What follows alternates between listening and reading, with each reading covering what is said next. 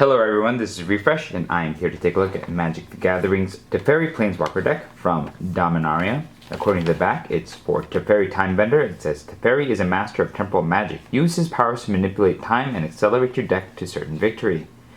You get a deck box, a 60-card deck featuring one premium card, two 15-card Dominaria booster packs, plus a strategy insert and a Magic quick reference card. Let's go ahead and take a look at what's inside. Here's our Teferi card. It says Teferi Timebender, and it's nice and foily, but you get a little bit of a bend, as you usually do in these products. Here's our Teferi box. You have a angry Teferi inside. Here are our two Dominaria booster packs, as advertised. We have our quick reference card here. Gives you a little bit of information on casting spells, what the land types and card types are, and then a guide to set up the game, how to win, and remind you about what all the parts of the turn are. This is not great for learning how to play the game, but it is, I suppose, a decent reminder just to have on the side while you're trying to play the game to make sure that you're doing everything correctly. This is a complicated game. I guess this might not be so bad for a beginner. This hasn't been updated since Kaladesh, so this has been around for a long time in this form. If you've bought any of these products, you probably already have one of these. This is, I believe, our strategy insert. We have a little bit of information about who Teferi is. There's not a lot of text here. I kind of wish that there was a little bit more biography there, but there's that. In a lot more text, it reminds you to play the game a bit before you start meddling with it. And then you have a little bit of strategy here. It's an okay, very, very general way of explaining how this particular deck works, but it does have some actual strategy there. I do think that this would have been much better if there was a full deck here, explaining what cards to use, what all these words mean when they're referring to your creatures. There's a link here for how to use Planeswalker cards. I think that this should have been fully printed out because this link is a lot of letters to type into a URL bar and it's not very helpful. And this is helpful, some information about the card mechanics you're going to find on your cards in the deck. The back is just ads, which is too bad. I don't mind ads, don't get me wrong, but I do think that there's all this space here. You could have shrunk the ads down a little and then put a lot more info about the deck here to help new players learn how to do something with it. Now for the deck itself. You get Teferi's daughter, Niambi Faithful Healer, as the tutor card. In this case, you just get a 2/2 that searches up Teferi for you for 3 mana. And there's some collating things going on here, but you get 2 of her. You get a Daring Archaeologist as one of your rares, and it gets you artifact cards and historic. And from what I can tell, this is an artifact historic sort of deck, so this is a pretty good fit for that. So is Zahid, who gets cheaper if you control artifacts. This is Teferi's uncommon. It's Teferi Sentinel, a 5-mana artifact creature golem.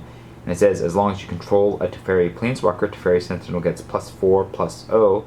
It's normally a 2/6, and that's a pretty bad deal for 5 mana, but then it becomes a 6/6 for 5 mana if you have control Teferi. So I guess not bad, not amazing, but I understand that it does kind of fit within the context of having artifacts or historic cards in this deck. It looks like Temporal Machinations is Teferi's signature common card. It's a 3-mana sorcery. It says return target creature to its owner's hand. If you control an artifact, draw a card. So this is a bounce spell, a kind of an expensive one, but you can draw a card if you control an artifact, and that's what this deck's trying to do. So this I really like as a common card. It feels quite in tune with what the deck is trying to do, and I think that makes this one of the best commons that I've seen in one of these Planeswalker decks so far. Alright, that's the deck. I'm going to go play some games with it, and I'll be back with a evaluation. So I got to play this deck a bit, and I have some thoughts. The first thing that I think that is interesting about this deck is that it is theoretically some sort of historic deck, and you can sort of see that in the constructions of the Temporal Machinations, which gives you a benefit if you control an artifact, the Zahid, which also gives you a benefit if you control the artifact, the Daring Archaeologist, which gives you benefit if you control the artifact, and then the only really historic specific part is the Relic Runner, which gets unblockable if you play a historic card, which is either a legendary creature or an artifact. on your turn. And so, as you can see, a lot of this deck is loaded with artifacts.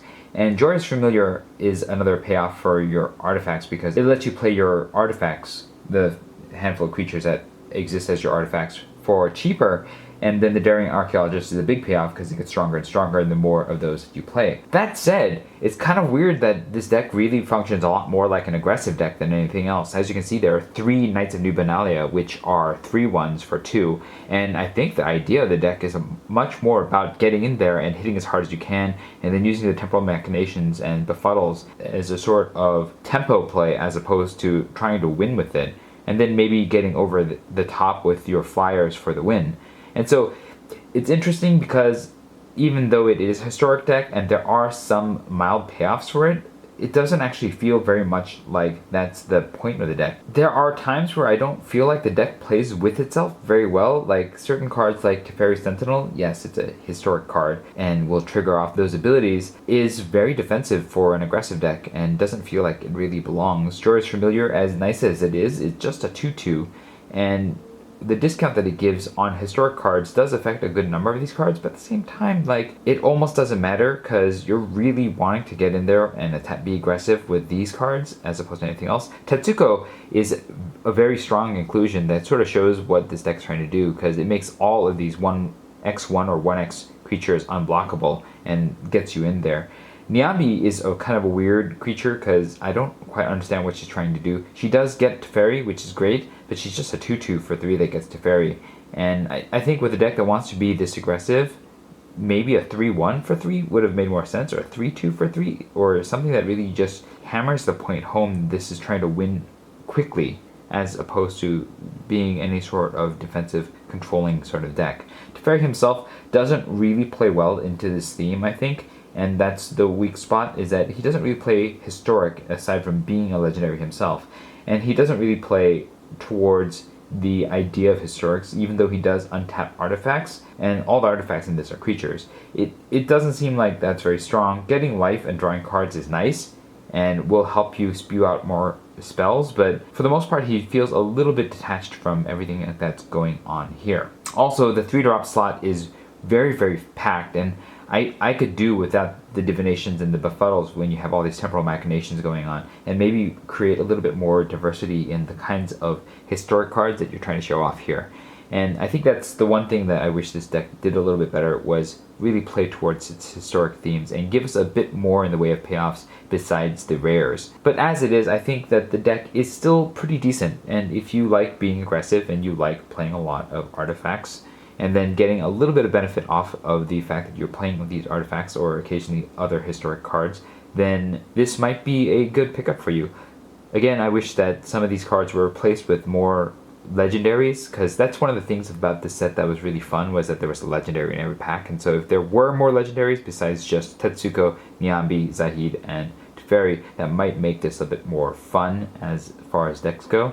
And there are plenty of uncommon ones that you could have put in this deck as well, maybe replacing some of these other artifacts that were here. But, you know, it's still a fun deck, so if you like the themes, you might want to give it a shot. Let me know what your thoughts about this. If you found this video helpful, hit the like button. If you'd like to see more such videos, hit subscribe. This is Refresh. Thanks for watching, and I will see you next time. Deck art in the comments below.